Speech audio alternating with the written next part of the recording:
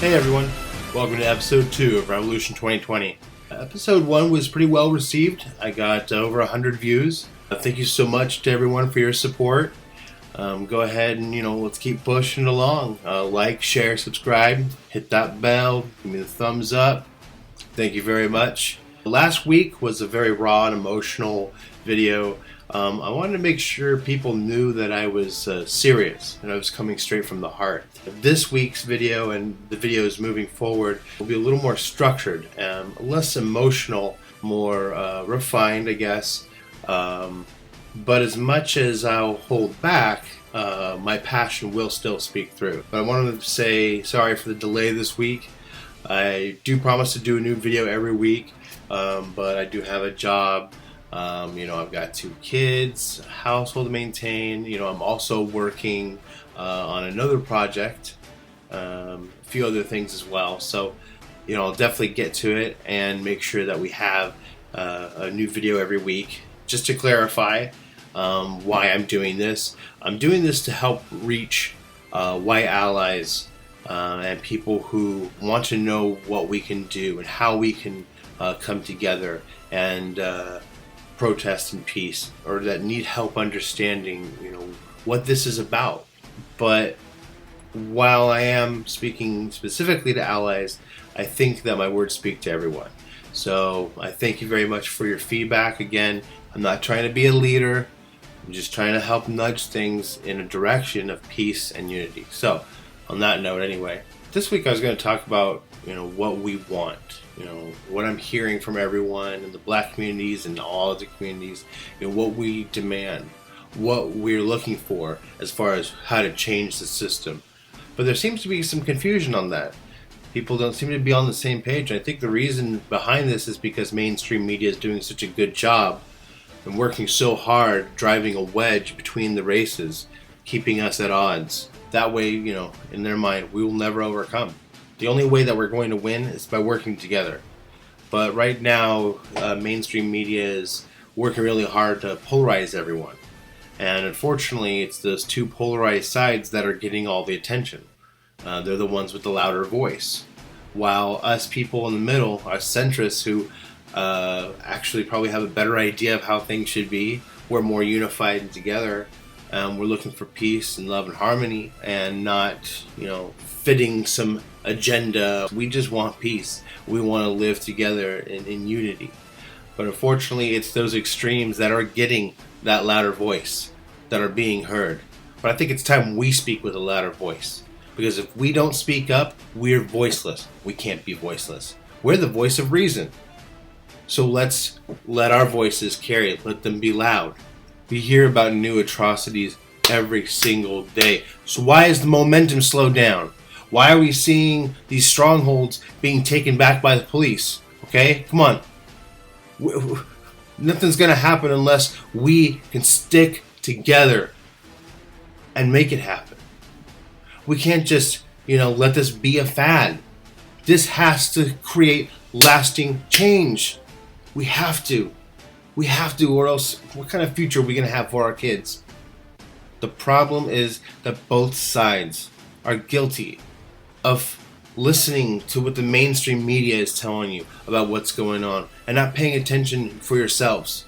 On the right-wing side, we're seeing all the looting and the rioting because that's what they're focusing on instead of the peaceful protest, which is the majority of it.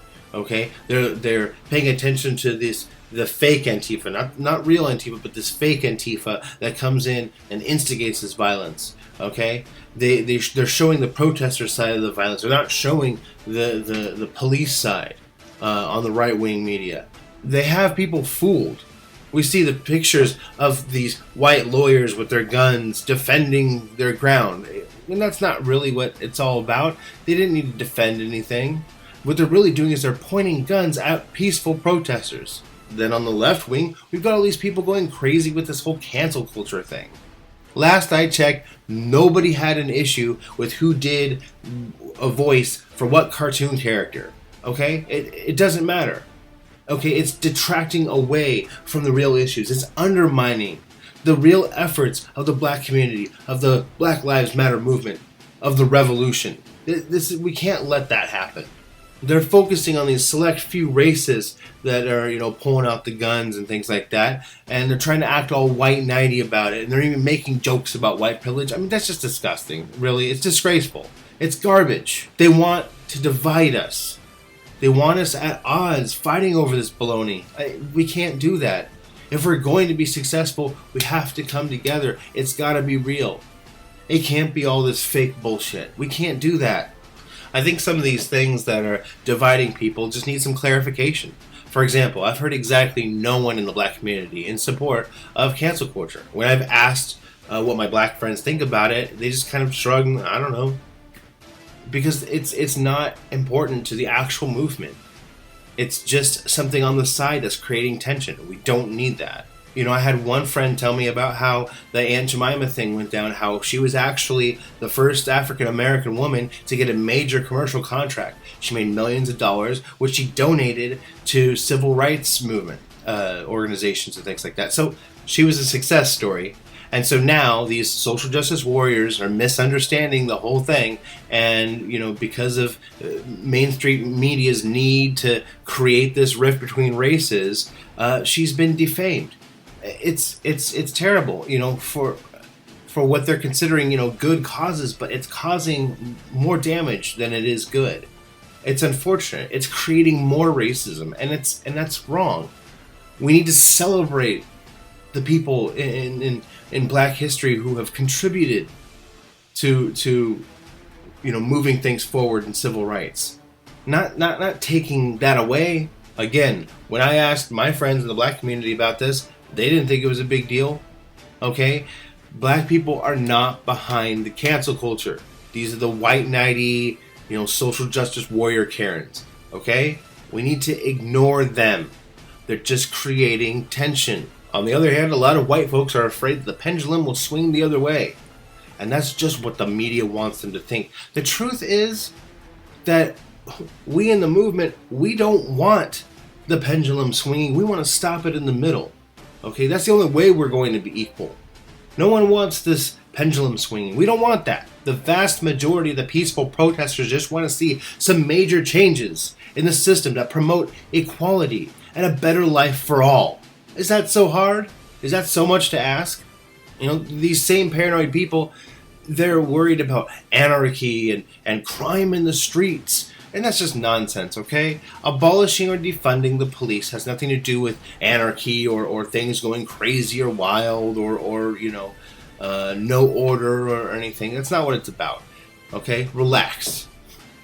It's just that we need a new system of law enforcement that focuses on help and safety rather than intimidation and violence. Statistics show that the areas that replace their traditional police forces with health and safety officers, crime dropped. And the overall feeling everyone had was that, these community helpers were there for them and not to scare them, not to follow them or intimidate them. They felt safer. And this is just one of the many solutions that are out there. No, we don't want to legalize crime, but we want to focus on other things such as prevention of crime, rehabilitation instead of long jail sentences, and so on. Now, in this kind of system, petty crimes would sort of, be ignored a little bit more so we could focus on the real issues. So we're not going around policing with intimidation. Okay, we're letting people enjoy their freedoms. And when it comes to vices, sex, drugs, and all of that, we should focus more on education to help teach people the consequences of these things. We need to focus more on taking care of addicts instead of treating them like criminals, because they're not criminals, they're sick. They need help. Putting them in jail isn't doing shit. And in fact, the whole war on drugs, okay, we know that's just a war on minorities. That's all it is. It's just an excuse. So we need to end it entirely.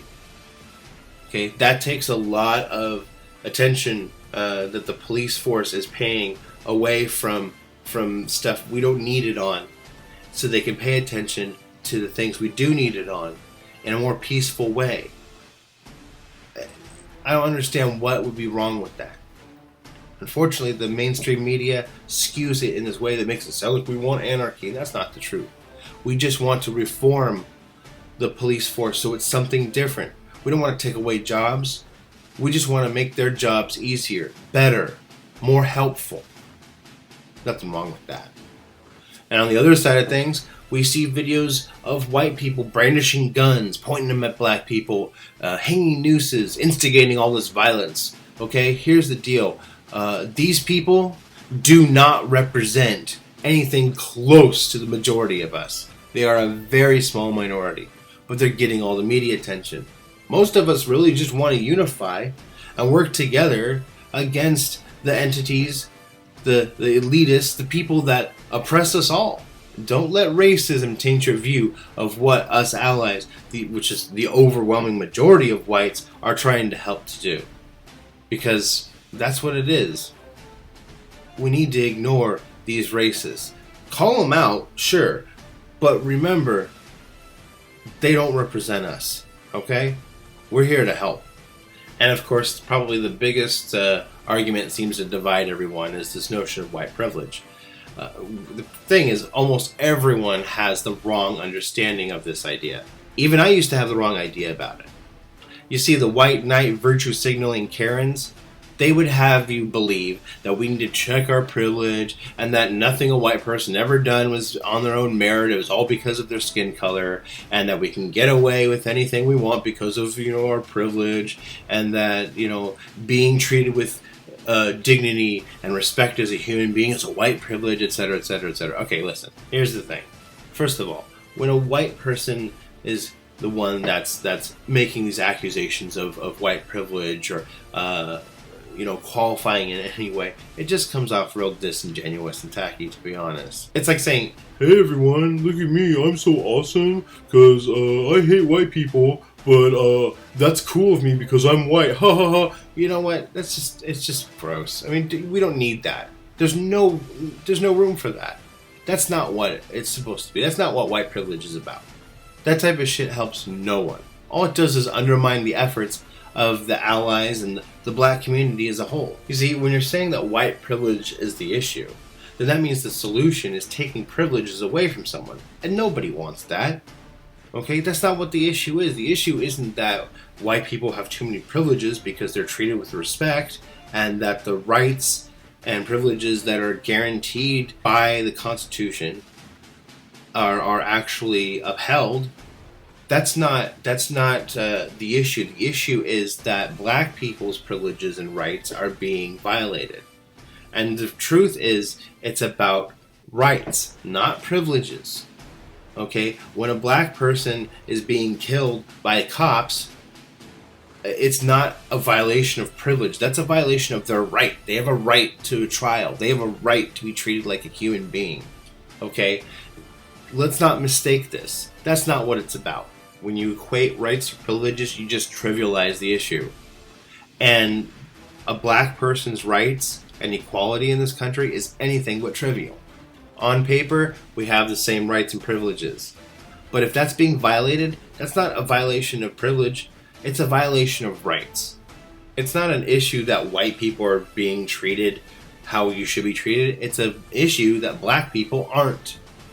And when you talk about it as white privilege, you're really taking the focus off of the issue. You're just bringing it to white people again. Okay, we need to focus on what's really happening, which is that black people are being oppressed. That's the issue. And then you got these white people who are saying things like, "Oh, I'm checking my privilege, don't worry." You know what? We don't need that, all right? We need that to stop. It doesn't help anybody. It doesn't help anything. It's really just a slap in the face, honestly.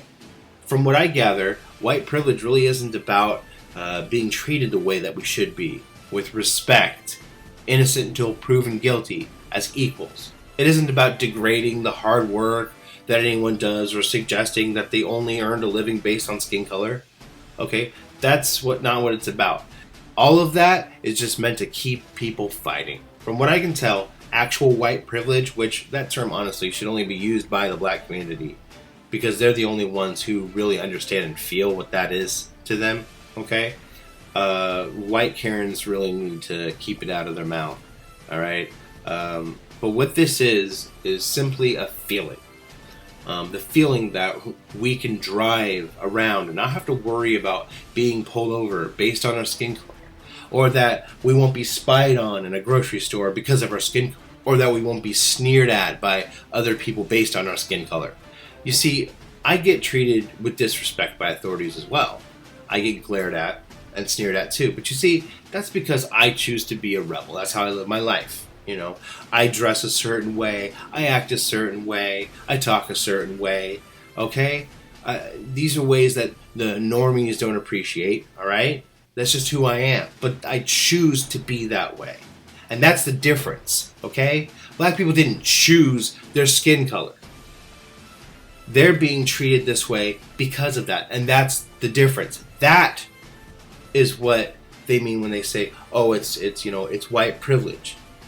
Is that they didn't choose to be a way that just because their skin is a different color that sets people off against them. I choose to be that way. I choose to be a rebel. They don't. And that's the privilege. But that, again, needs to come from the black community, not from the white community, because it just sounds tacky, okay? So please, don't let the mainstream media keep you apart. We need to unify. We need to come together, because that is the only way we're going to do this. All right? No more tension. No more fighting. Okay? That's what they want. Ignore all of that. The vast majority of us just want to work together. And we will do anything to help you guys, okay? Us real allies, that's what we're here for. So anything that you need from us, you let us know. That's what we need to do. Let's ignore the racism. Let's ignore all the petty bullshit. Okay? Let's focus on what's real. Let's focus together. The 99% against the 1%. That's what this really ultimately comes down to. Starts with the Black Lives Matter, and it continues on into the revolution. The only way we're going to fix the system is by dismantling it together and rebuilding it in unity. And that brings us to next week's topic. What we want, how we want that to look. Hopefully, I cleared things up a little bit with this episode, and we can work together and not be distracted by all the things they're trying to keep us fighting. That instead, we work together, that we can agree, black community, all communities, what it is that we need to do, what we want to do, what we're looking for, what our common goal is. What is the common goal? What does this reformation look like? Okay? Let me know. Comment. Next week when I talk about it, I want to hear, some things from you guys. What do you think? What does this look like to you?